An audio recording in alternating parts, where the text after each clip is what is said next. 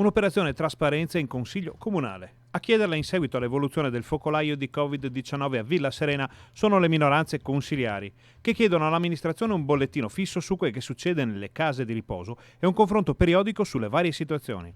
La salute pubblica, la salute dei nostri anziani nelle case di riposo non è una questione che fa parte del dibattito politico, è una questione che riguarda la civiltà di una comunità. Un primo passo è stato fatto con l'attivazione di una commissione straordinaria, provvedimento richiesto anche dalle opposizioni, che riunirà mercoledì pomeriggio tutte le parti interessate, compresi i vertici di Villa Serena. Tutelare anche in questo momento di emergenza e soprattutto in questo momento di emergenza Covid-19 la tutela della salute pubblica e dei nostri anziani che sono nelle case di riposo. Nel frattempo arrivano notizie relative al trasferimento di altri 4 ospiti di Villa Serena positivi al coronavirus nell'ospedale di Sant'Orso e questa novità, collegata ai casi positivi confermati fra ospiti e personale, fa scattare molte domande sul silenzio dell'istituto nei primi giorni dell'emergenza.